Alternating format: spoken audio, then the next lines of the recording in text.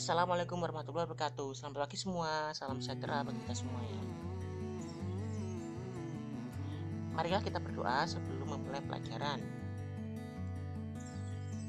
Baiklah anak-anak, sebelum kita mulai belajar, agar tidak terkena spam, jangan lupa subscribe, like, dan share.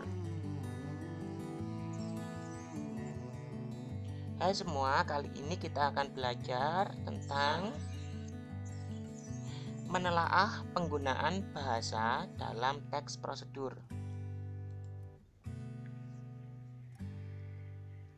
Penggunaan bahasa dalam teks prosedur sebagai berikut. A. Penggunaan kalimat perintah. B. Penggunaan bentuk pasif atau untuk proses. C. Penggunaan kriteria atau batasan. D. Penggunaan kata keterangan cara, keterangan alat, dan keterangan tujuan pada teks prosedur. E. Menggunakan kalimat saran atau larangan. F. Menggunakan kata penghubung, pelesapan, kata acuan. G. Menggunakan akhiran i dan akhiran kan pada teks prosedur. Penggunaan kalimat perintah. 1. Kalimat pernyataan. Contohnya, Anda perlu memosisikan tubuh sejajar dengan monitor. 2. Kalimat perintah. Contohnya, posisikan tubuh sejajar dengan monitor. Di sini memosisikan, di sini hanya posisikan.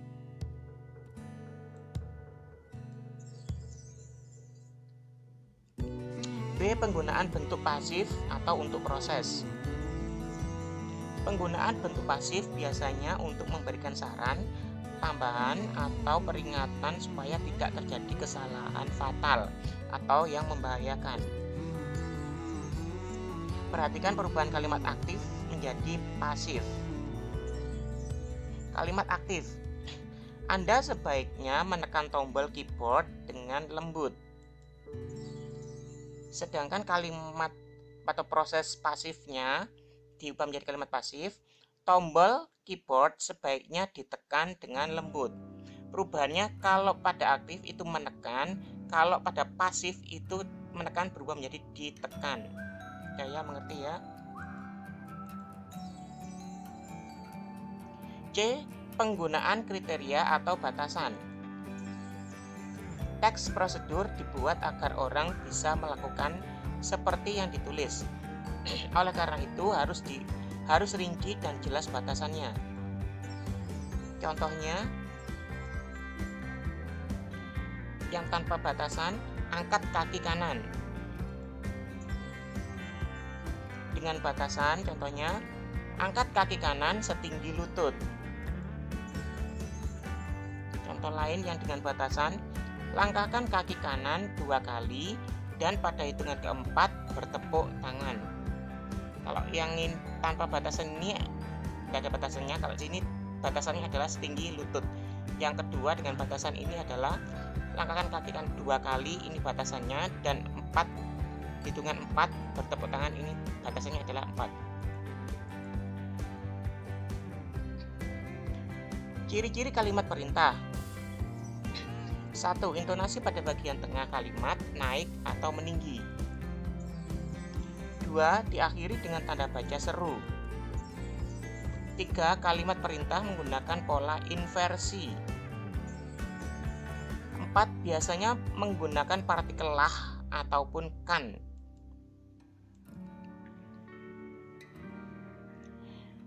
D. Penggunaan kata keterangan pada teks prosedur.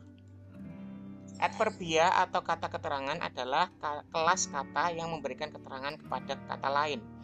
Adverbia yang banyak digunakan adalah 1. Keterangan cara, 2. Keterangan alat, 3. Keterangan tujuan, 4. Keterangan derajat atau kuantitas, 5. Keterangan syarat, 6. Keterangan akibat. 1. Keterangan cara. menambahkan keterangan cara atau dengan dan secara. Contohnya, 1. Bungkuslah adonan dengan rapat. 2. Talikan rafia dengan cara menyilang. 3. Minum cairan tanpa diaduk. 4. Bunyikan secara serentak semua gendang. 2. Keterangan alat. Adverbial ini menjelaskan alat yang digunakan pada sebuah kegiatan atau peristiwa. Misalnya dengan, atau menggunakan, atau dengan menggunakan. Contohnya, ibu mengaduk kopi dengan sendok. Contoh kedua, haluskan bumbu dengan menggunakan blender. Contoh ketiga, potonglah nanas menggunakan pisau. 3. Keterangan tujuan. Adverbial ini menambahkan informasi tujuan pada kalimat. Misalnya, untuk, supaya, dan agar. Contohnya, malam jangan terlalu panas agar tidak merusak kain.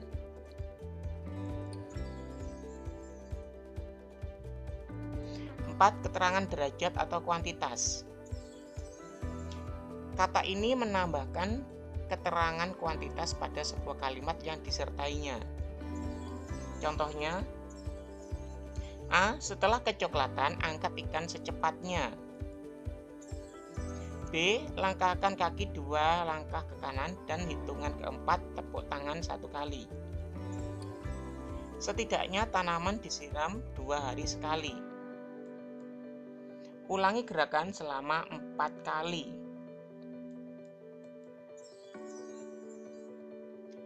5. Keterangan syarat.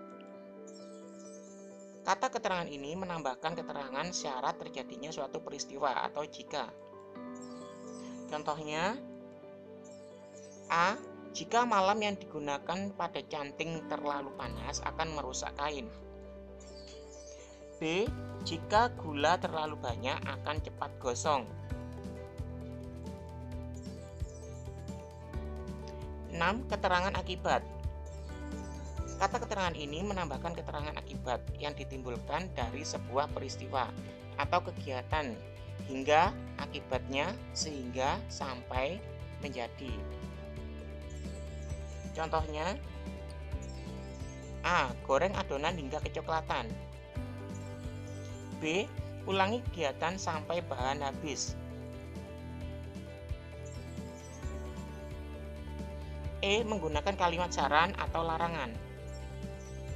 Agar pembaca selamat, aman, dan mencapai hasil maksimal, maka teks prosedur juga menggunakan saran, keharusan, dan larangan agar tidak menimbulkan bahaya.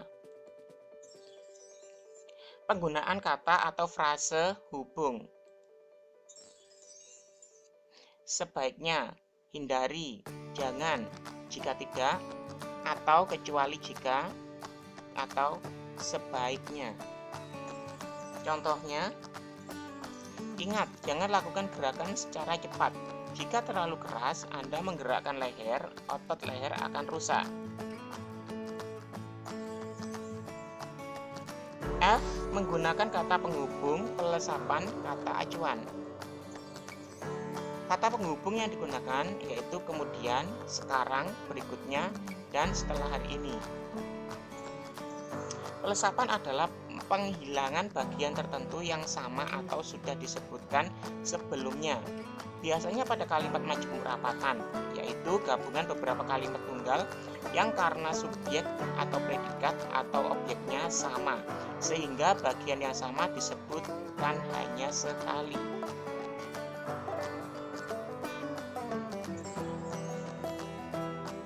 Contoh kalimat lesapan. A.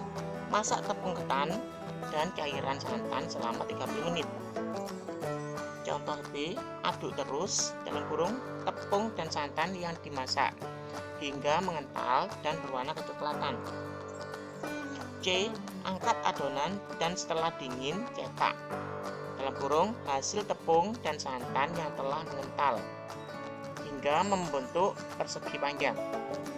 Catatan, bagian yang bercetak tebal atau miring dilesatkan atau tidak disebutkan atau dihilangkan.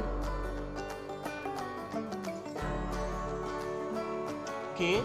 Penggunaan akhiran i dan akhiran kan pada teks prosedur. Akhiran i dipakai jika objek dalam kalimat tidak bergerak. Sedangkan akhiran kan dipakai jika objek bergerak. Contohnya, A. Lumuri loyang dengan mentega. B. Lumurkan mentega pada loyang.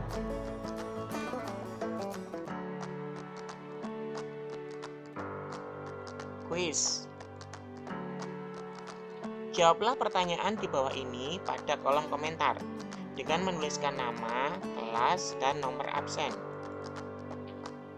Pertanyaan nomor 1, ada berapakah penggunaan bahasa dalam teks prosedur?